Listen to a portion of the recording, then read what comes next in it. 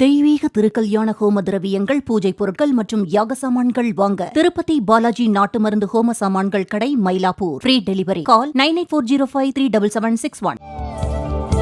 ஆன்மீக ஐதீகங்கள், வாகனங்கள். நமது முன்னோர்கள் வழிகாட்டுதலின்படி எத்தனையோ வழிபாட்டு முறைகளை தொடர்ந்து பின்பற்றி வருகிறோம். அப்படி நாம் பின்பற்றும் வழிபாட்டு முறைகள், அதன் சிறப்பான பலன்கள் மற்றும் நமக்கு தெரியாத சில தகவல்கள் பற்றியும் கூறுவதுதான் இந்த ஆன்மீக ஐதீகங்கள் நிகழ்ச்சி.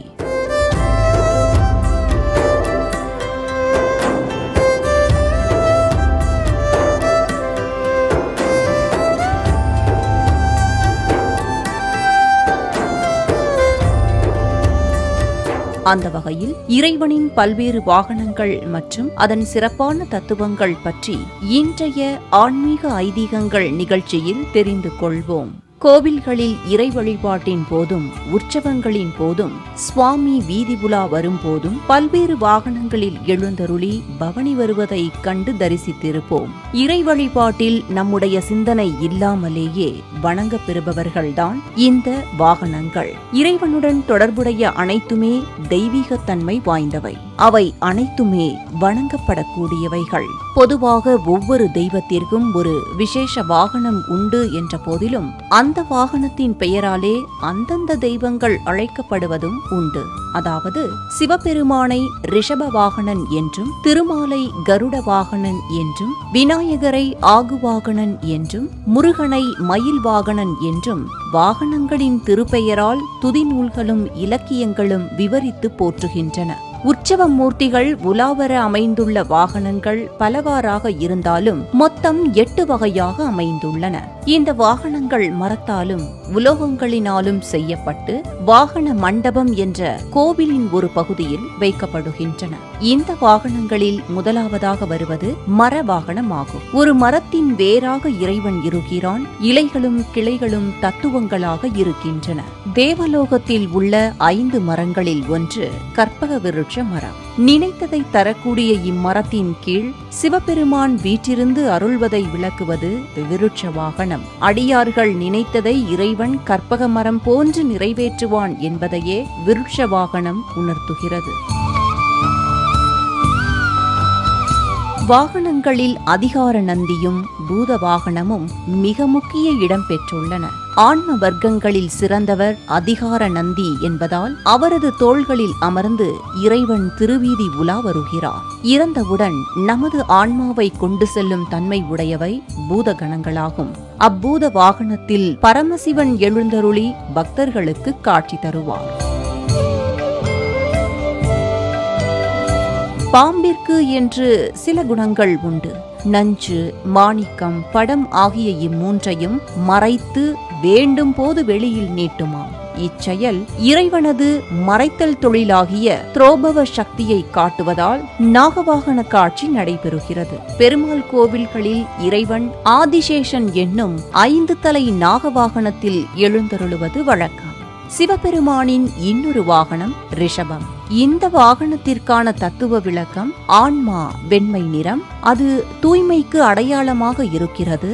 சமம், விசாரம், சந்தோஷம், சாதுங்கம் ஆகிய 4 குணங்களும் 4 வேதங்கள் கால்களாக இருப்பதாக ஒரு கருத்து உள்ளது. ஞானம் கண்களாக உள்ளன. ஆகமங்களும் சாஸ்திரங்களும் 2 கொம்புகளாக உள்ளன. தர்மம் உடலாகவும் தவமே நடையாகவும் உள்ளன. இத்தகைய தத்துவ விளக்கமாக திகழும் ரிஷப வாகனத்தின் மேல் சிவபெருமான் எழுந்தருளி காட்சி தருகிறார்.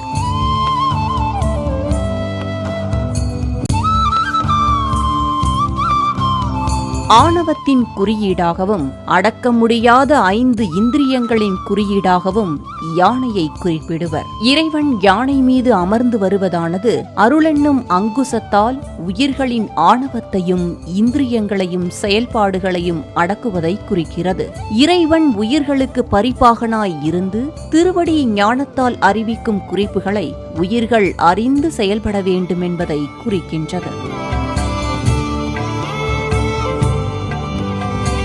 கருடனை பெரிய திருவடி என்று அழைப்பார்கள். இறைவன் தன் தோள்களில் எழுந்தருள வேண்டும் என்று வேண்டி கருடாழ்வார் தவம் இருக்க அதை ஏற்றுக்கொண்ட மகாவிஷ்ணு கருடாழ்வாரின் தோள்களில் அமர்ந்து எல்லா ஆன்மாக்களுக்கும் பரமானந்தம் அடையும் வகையில் வீதி உலா வருகிறார்.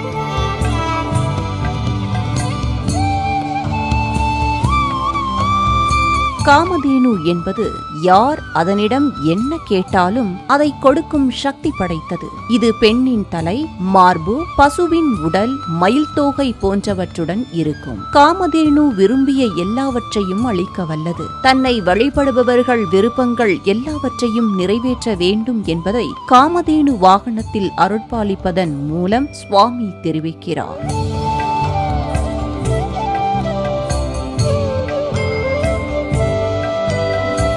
இறைவனின் முக்கிய வாகனங்களில் ஒன்று குதிரை வாகனமாகும்.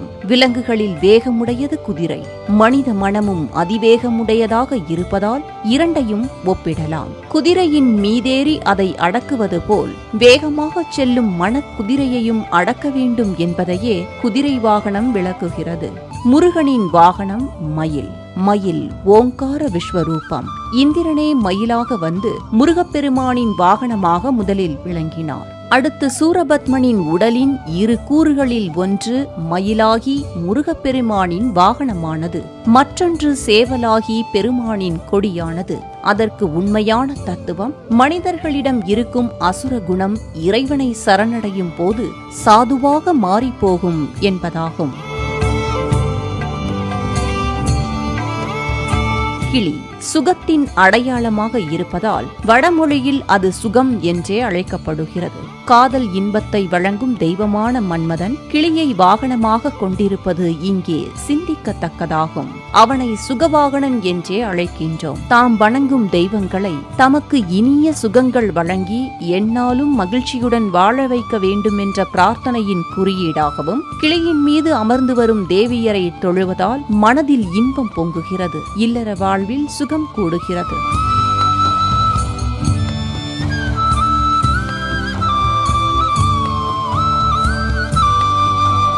மேலும் சூரிய பிரபை, சந்திர பிரபையில் எழுந்தருளுவது இறைவன் சூரிய சந்திரர்கள் மூலம் மக்களுக்கு அருள்பாலிக்கும் தன்மையை குறிக்கிறது.